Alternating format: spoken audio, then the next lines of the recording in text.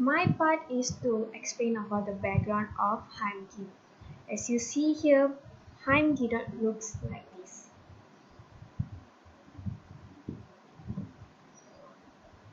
So, who is Heimgin? Ginan was a school teacher, a child psychologist, and psychotherapist, and a parent educator too. He technique for conversing with children that are still taught today. He was born on August 5 in 1922 at Israel. His nationality is Israeli, and his highest education is PhD from Columbia University in 1952. His occupation was a teacher, and he died at November 4, 1973, which his age was 51. And his best known three books are in 1965 Between Parent and Child, 1968 Between Parent and Teenager, 1971 Teacher and a Child. That's all about his background. Hi guys, now let's go to the theory of congruent communication by Ginot. Ginot's theory is based on his belief that the behavior and language of the instructor sets the tone for learning in the classroom, and his theory of congruent communication avoids confrontation and seeks to validate the feeling of others. So he said that the teacher's personal approach is the most influential element in creating the climate that contributes to children's behavior in the classroom, and whether it is positive or negative. And on the other hand, the students still accept responsibility for the behavior, and the teacher also accepts responsibility for creating the climate for proper behavior. So there are the three basic points that contribute to a positive class and the school environment. So the first one is the teachers must model communication that is congruent with a student's emotions and surroundings. So it means the teachers demonstrate communication that is harmonious with students' feeling about themselves and the situation. And the second one is the teachers must include cooperative learning. So teachers demonstrate behavior that invite and encourage students' cooperation. And the third one is it is important to use discipline in the place of punishment. So the teachers promote discipline as an alternative to punishment and believe that the essence of discipline is finding effective alternatives to punishment. So these are the three basic points that make to a positive class by the Ginot theory. As teacher, here is the concepts that we need to look at our life. The first one is during congruent communication. As teacher, do not speak to active students. For example, you are lazy, boy. You are naughty, boy. Do not speak like that. If you speak like that, student will get angry and feel bad and discouraged. It should be agreed. Both students and teacher should have agreement. You need to address only the situation, but not student character or personality. The second one is teachers should send sensible message, which means very clearly. You have to send sensible message, practical or advanced message. You have to guide the students like today, you need to do this one, you need to next do this one. Don't make students feel defeated or fail.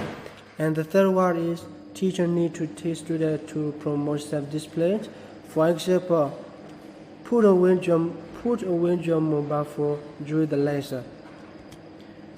And the fourth one is teachers should accept students, acknowledge students, and comment on the situation, behavior without belittling the students. And the last one is you must emphasize strong linking interaction between teacher and student.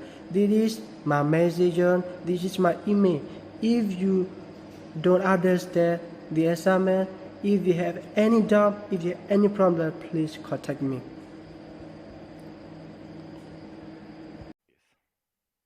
Suggested strategies.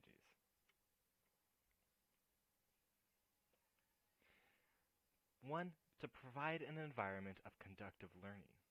Second, you need to use proper and clear communication to help establish a secure environment where the student where you're not dictating what the student should do. Avoid insane messages or messages that blame the student or belittle or threaten them. Remain sensitive to the needs of the student to communicate your own sensitivity and respect the student's privacy. Show concern for a student's feelings and recognize their comments. Handle your own anger properly and don't express it in the classroom. You should provide an appropriate praise instead of evaluative praise. And you should use laconic language. Basically, be short and concise. Be brief. You should use guidance rather than criticism as well. You should also show acceptance and acknowledgement towards the student. And you should ignore four-letter words rather than making them an issue. Don't focus on the foul language. You should avoid name-calling and sarcasm. And you should refrain from using any form of punishment to handle discipline problems.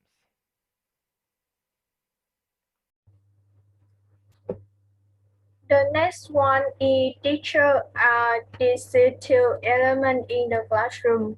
Most powerful can humanize and dehumanize students. Teachers' self-discipline is more important for improving classroom behavior. The last one is true discipline. There are three. First one, student self-discipline.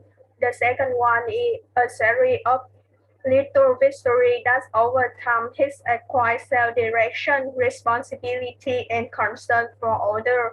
The last one is occurs over time in a series of small steps that produce change within the hearts of students.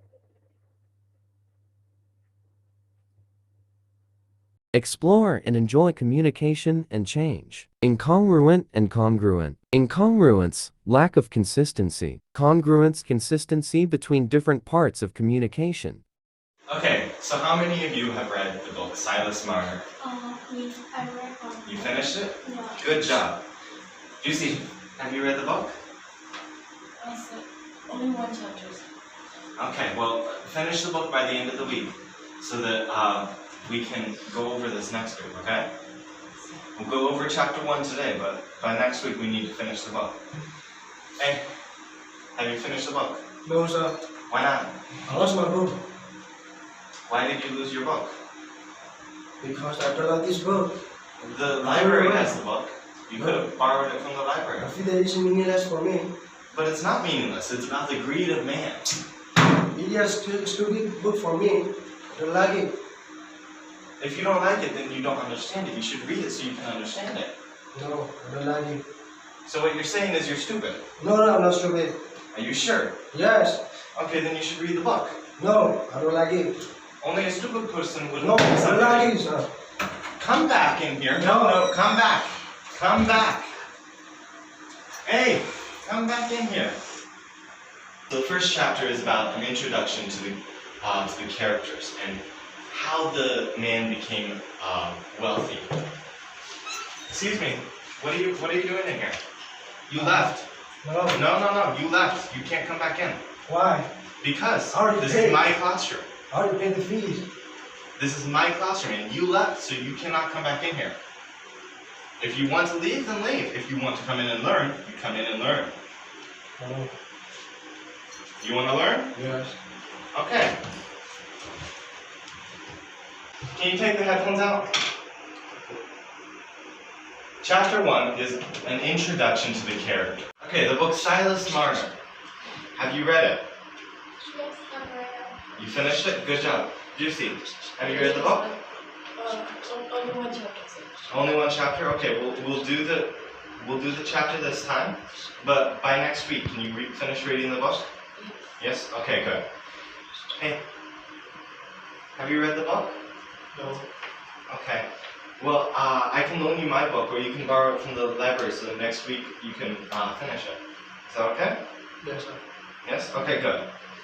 So, this week we're going to be talking about chapter 1, okay? Can you turn off your phone real quick? Okay. You can turn on your phone later after class. So chapter 1 is about an introduction to the character and how he got the gold. Because remember, he stole the gold from the church. Okay, so here's a question for you. If you stole gold from a church, do you think you'd get away with it? Do you think you'd get away with it? Stealing gold from a church? No? Okay. Well, he stole gold from a church, but because there was no evidence to place him, they just guessed that it was him. So he was not sent to prison, but he was cast out of the church. His only home for years and years. He was cast out. And can you give me the book? Yeah. Well, you can read this later, okay? Okay, so he was sent out of the only home he had ever known. And he was sent to become a tanner. Do you know what a tanner is? A tanner would take animal skin and they would mix it with that leather, they would then sell it to a seamstress who would make clothes. So it was considered to be one of the lowest jobs. But remember, this guy has a bag of gold because he stole it from the church. So he's living on the outskirts of society, spending his much-earned wealth like a dragon. He's hoarding his wealth like a dragon. Could you not mess with your notes? Okay, so that's it. So just remember, by next week, read the book or listen to the audiobook I sent you, okay? Okay, so class is over. Thank you, sir. Thank you, sir. Could you stay behind real quick for a minute? I just need to ask you a couple questions. Okay, sir. Bye. Bye, sir. Thank you. Have a good day. Yeah, you too.